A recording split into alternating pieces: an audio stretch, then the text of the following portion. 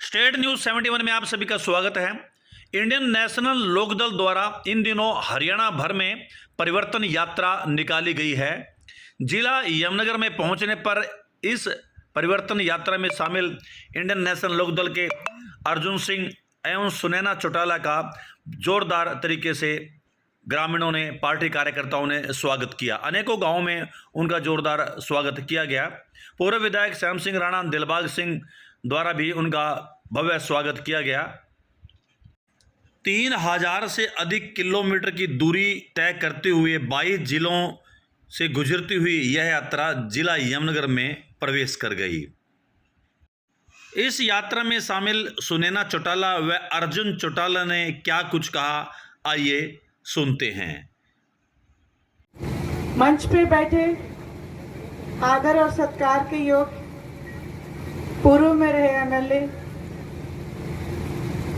और दिलबाग सिंह जी और हमारी प्रदेश की अध्यक्षा सुमित्रा जी, तमाम पार्टी के दिन रात अपने घरों से दूर इस यात्रा को पूरी मजबूती प्रदान करते हुए मेरे साथ चल रहे मेरे भाई और महिला शक्ति, मैं सबका बहुत बहुत धन्यवाद करती हूँ, अभिनंदन करती हूँ।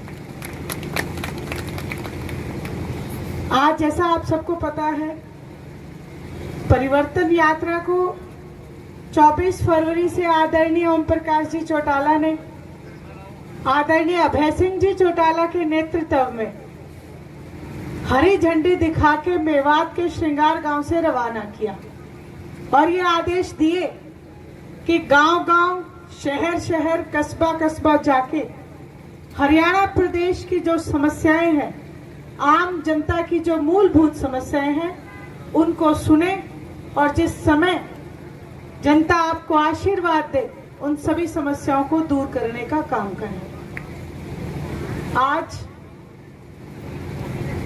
3100 किलोमीटर की ये यात्रा करके आपके बीच में परिवर्तन यात्रा पहुंची है और इस दौरान अनेक गांव, जिले, कस्बे और शहर हमने जाके देखा कि लोगों के बीच में सबसे पहला प्रश्न अभय सिंह जी चौटाला का यही रहा कि क्या कोई आपके गांव में, शहर में या कस्बे में मौजूदा सरकार ने कोई एक काम भी ऐसा करवाया हो जिससे आम जनता का कहीं कुछ भला हुआ हो।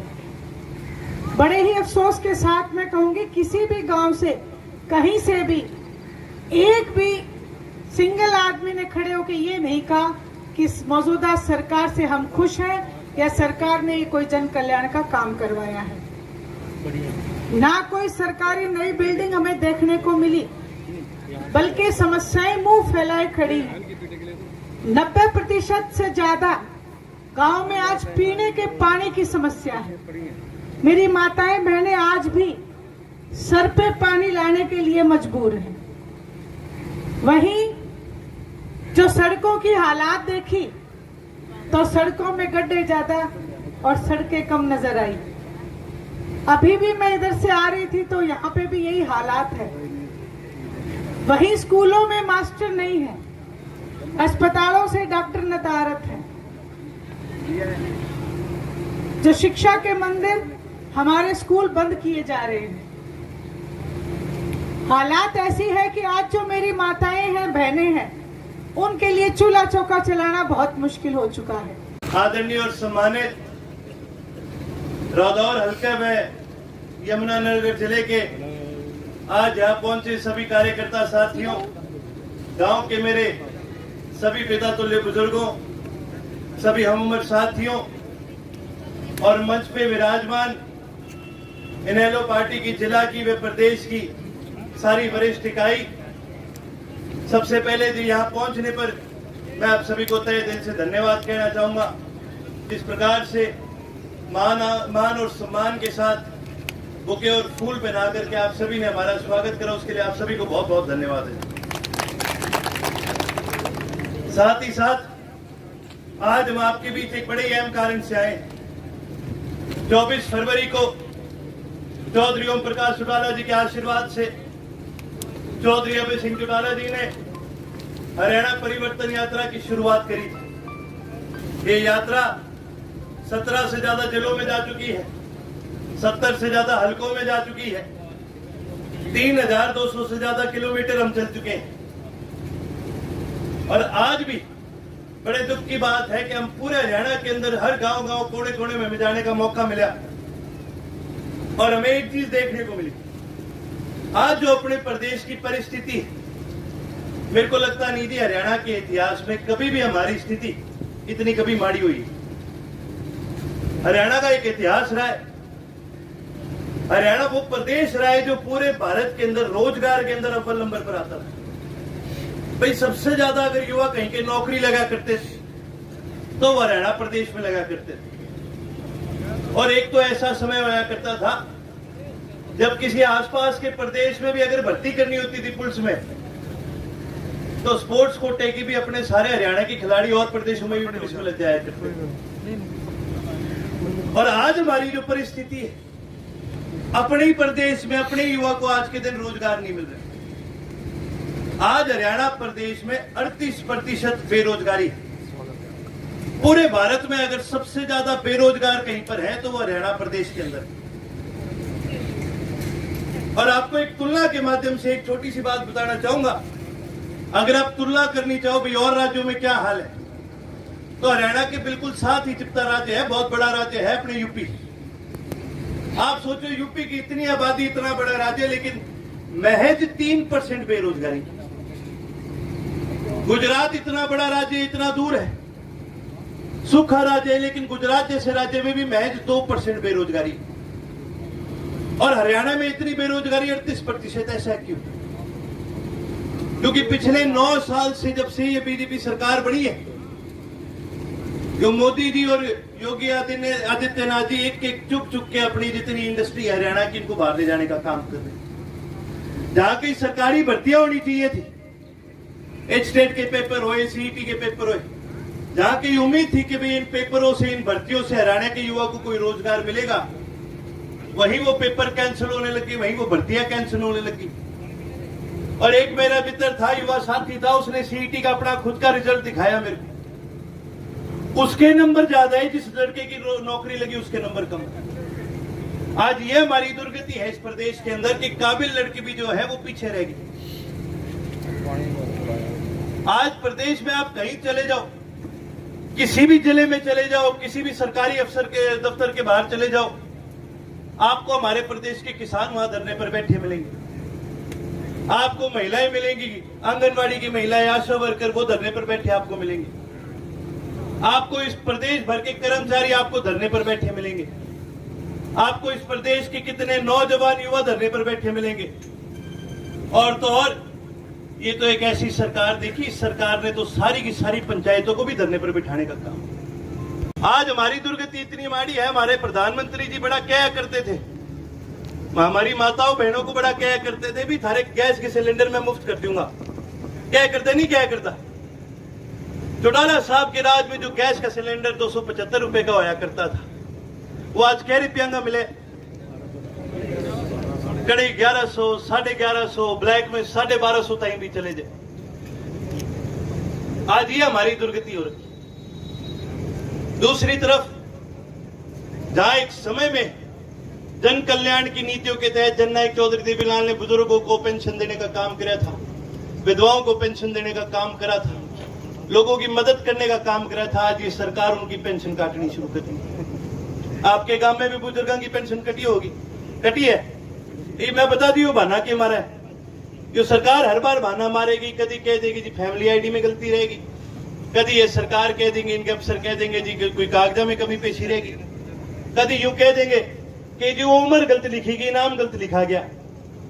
और अगर कोई इनको यूं कह दो कि भी कोई कागजा में कमी पेशी थी, कोई उम्र लिखने में कोई गलती रहेगी, तो तुम ठीक करके लिख दो, फिर ये इनके अफसर बहाना मारेंगे, ओहो के करा दी, तो ऑनलाइन हो गया। ऑनलाइन भी तो कोई मेरे वर्गा बाड़ा की लिखता होगा, कोई जवान लड़का लिखता होगा कंप्यूटर पर। सारा बदलने को ये बदल सकते हैं, पर इनकी नीयत नहीं। इनने तो एक ही चीज का मेरा है, इस यो ऐसी सरकार देखी, दो ही चीजा पर चल है। जो सरकार एक तो आइडिया पर चल है और एक यहाँ सरकार ये पोर्टलों पर चल है। जब से ही बीजेपी की सरकार आई है जी, पिछले 9 साल में ही अपने थे 5 आईडी बनवा के हर घर में थे एक बालक ने एक काम तो जरूर लगा दिया। कभी बैंक के चक्कर काटेगा, कभी ई दिशा केंद्र के चक्कर काटेगा, कभी खड़ी की तहसील के चक्कर काटेगा। वो एक बालक तो हर परिवार में आईडी बनाने में लगा दिया। आप यूं देखो, जब जो सरकार आई थी इन्हें शुरू में बोला कि भाई हम सारी आईडी खत्म करांगे, एक आधार कार्ड बनवा लियो, सारी चीज उस पर होगी। क्या करते नहीं क्या करते, सारा बनवा लिया आधार कार्ड। जब सारा का आधार कार्ड बन गया उसके साल बाद से कहने लगे ना यो काम का नहीं है, न्यू करो तो हम सारे पैन कार्ड बनवा लो। पैन कार्ड बनवा लगे फिर दे देंगे तो हमने सारी सुविधा। हालांकि किसान ने, मजदूर ने पैन कार्ड की जरूरत नहीं हो, आप टैक्स बनिए लोग नहीं। फिर भी जी सारे गांव के सब ने पैन कार्ड बनवाया, पैन कार्ड बन लिया। ये फिर यो सरकार कहने लगी ना पैन कार्ड से काम कौन चलता, तो हम न्यू करो तो हम फैमिली आईडी बनवा लो। फैमिली आईडी बनवाओगे तो ही तो हमने सारी सुविधा देंगे, सारी चीज उस पर मिलेगी। फिर लगे जी सारे घर में तो एक बालक अपनी आईडी बनवाने। जब यह फैमिली आईडी बन गई, ये भी ओके कहने लगे, ये कहे जी प्रॉपर्टी भी रजिस्टर कराओ आप, उसकी न्यारी आईडी बनाओगे। फिर इसके बाद हमने कोई आईडी की जरूरत नहीं है, यो आखिरी है, यो बनवा ले। को बताना चाहूंगा 1.5 साल तक इन्होंने हमारे पंचायत के चुनाव नहीं होने दिए। 1.5 साल तक हरियाणा के हर गांव का जो विकास है इस सरकार ने रोकने का काम किया। और जब चुनाव हुए तो उसके बाद कहीं ये विकास को जहां तेजी देनी चाहिए थी, जहां पर पंचायतों को कोई ग्रांट देनी चाहिए थी, वहीं पर एक पंचायतों की ताकतों को कम करने का काम कर दिया, पंचायतों को कम करने का काम कर दिया। मेरे याद है जब ये अपने पंचायत के चुनाव हुए थे तो मुख्यमंत्री साहब बड़ा कह करते भाई मैं तो पंचायतों को खुली ग्रांटें दिया करूंगा। मेरे ख्याल अपने गुमसड़ी में भी बहुत लाखों, मैं सुना करोड़ों की ग्रांट देके गए हैं मुख्यमंत्री साहब। कौन मिली? कोई नहीं। सारे सरपंच गए थे चंडीगढ़ ग्रांट लेने, जब दे दी होगी। अपने गांव के भी सरपंच साहब गए थे ग्रांट मिली, कोई प्रसाद ले गए थे, प्रसाद मिले। आज हमारी दुर्गति यह है कि देश का मुख्यमंत्री, प्रदेश का मुख्यमंत्री इस प्रदेश की पंचायतों के ऊपर लाठीचार्ज करने का काम कर रहे हैं। जो जनता का सबसे पहला चुना नुमाइंदा होता है वो हमारे गांव का सरपंच होया करता है। आज उसके ऊपर प्रदेश का मुख्यमंत्री लाठियां बरसाने का काम करे। गलती क्या थी? ग्रांट भी तो मांगी थी, किसी का नुकसान तो नहीं होना था कभी। कोई गांव में कोई फायदा ही होता, किसी का भलाई होता, 4 गलियां बनती। गांव में 100 ऐसे काम होते हैं जो पंचायत करा सकती है और हाथों हाथ करा सकती है। इन्हें ऐसा टेंडर जो ई टेंडरिंग वाला घुमाया, तो हमने गली भी बनवानी है नहीं। 6-7 महीने पाछे तो टेंडर जाएगा, और 6-7 महीने उसके पाछे फिर कोई चकेगा उस टेंडर ने, फिर साल भर तक ठेकेदार के चक्कर काट दे रही हो, और आखिर में ठेकेदार आगे क्या होगा, भाई मैं तो पहले ही 10% कमीशन दे के आया हूं। यह हालात इस सरकार ने हमारे प्रदेश के बनाए। आज आप कहीं चले जाओ, महंगाई चरण सीमा पर है। मेरे याद है जब देश के चुनाव हुए थे, अपने प्रधानमंत्री मोदी जी बड़ा कहा करते कि भाई मैं तो किसानों की आमदनी दुगनी कर दूंगा, सारा की आमदनी दुगनी कर दूंगा। बोली अपनी आमदनी दुगनी, आमदनी तो दुगनी ही नहीं हुई, इनने खर्चे सारे दुगने कर दिए। आज बीज महंगा, आज खाद महंगी, खाद की तो बात ही ना करो, आज तेल महंगा। और उसके अलावा अगर कोई किसान, कोई बेचारा कोई ठीक ठाक भी अप्लाई करते, उसने ये पोर्टल आने मार दिया। किसान अपनी जमीन भी अगर, अपनी फसल भी अगर बेचना चाहे तो बिना सरकार से पूछे वो यूं नहीं कर सकता। आज ये हमारी दुर्गति सरकार ने बनाने का काम कर। दीपेंद्र ने, मैं कहूंगा, तू तेरी बचा ले। रोहतक की सीट उसने देखी, लोगों ने आज उनको हराने का काम किया है। और ये कौन होता है हमें बताने वाले? ये खुद बीजेपी के एजेंट है, खुद बीजेपी के कहने से चलते हैं। आज जो दीपेंद्र हुड्डा जो राज्यसभा का MP भी बना है, आज सारे हरियाणा प्रदेश को पता है ये बीजेपी के साथ सेटिंग करके बने। क्यों ऐसा होता है? जब किसान आंदोलन आता है ये आवाज नहीं उठाता। क्यों ऐसा होता है कि MSP का मुद्दा इतनी बार चला है प्रदेश में, क्यों नहीं उठाने का काम करा? मैं बता दूं, इनके धनी हैं कई सारे, और ये उनसे पूछे बिना नहीं चला करते। हमारा कोई धनी नहीं है, हम जो काम करते हैं हरियाणा की जनता के हित में काम करने का, 500 पे ही रोकने का काम करेंगे। और मैं आपको एक बड़ा सिंपल सा कारण बता देता हूँ। हरियाणा प्रदेश की अदानी पावर के साथ एक डील थी जिसके अंदर 2 रुपये 65 पैसे पे हम बिजली खरीदा करते थे, और ये बिजली हम खरीदते थे 1600 मेगावाट। जो हमने खरीदनी थी 2028 तक, ठीक है। अदानी ने बोला कि भी इसका रेट बढ़ा दिया जाए गर्मियों में। सुप्रीम कोर्ट का आदेश आया कि कोई भी बिजली कंपनी अपना रेट नहीं बढ़ा सकती। सिर्फ अदानी पावर को फायदा दिलाने के लिए हरियाणा सरकार ने पुराना कॉन्ट्रैक्ट खारिज करा, नया कॉन्ट्रैक्ट बनाया। पहले 1600 मेगावाट बिजली खरीदते थे, अब 1100 मेगावाट बिजली खरीदेंगे, वो भी 3 रुपये 16 पैसे पे। किसका नुकसान हुआ इसके अंदर? ये आम जनता का नुकसान हुआ। इन्होंने तो सिर्फ और सिर्फ अदानी के कहने पर फ्री फंड में उनको पैसे पकड़ाने का काम कर दिया। और मैं आपको एक चीज़ और बताऊं, ये सवाल आप बिजली मंत्री जी से करना, उनको भी नहीं पता होगा उनके डिपार्टमेंट में क्या चल रहा है। ये जितने फैसले लिए जाते हैं प्रदेश के, ये प्रदेश का कोई मंत्री नहीं लेता, प्रदेश का मुख्यमंत्री नहीं लेता, केवल और केवल आरएसएस, सेंटर और अदानी लेने का काम करते हैं। क्या आईडी, इन सब पे ब्रेक लगाने का काम करते हैं। एक सिंगल आईडी काफ़ी होती है। और ये सिर्फ भारत की बात नहीं कर रहा, पूरे दुनिया भर के अंदर जितने भी सिस्टम है वो सारे सिंगल आईडी की तरफ चलते हैं और सारा डेटा सिंगल आईडी पर होता है। क्यों आप लोगों को बार बार तंग कर रहे हो 10-10 आईडिया बनवा के? क्यों आप लोगों का बार बार खर्चा बढ़वा रहे हो? हम एक सिंगल आईडी रखेंगे, राशन कार्ड होया करता था, राशन कार्ड बढ़िया चला करता था, उसी को आगे बढ़ाने का काम। आप अपने दोनों भाइयों की बात, भाई देखो, उनका व्यक्तित्व फैसला है, वो एक बार नहीं 10 बार भी मजाक उड़ा सकते। कोई बात नहीं, उड़ा लो थोड़ा सा।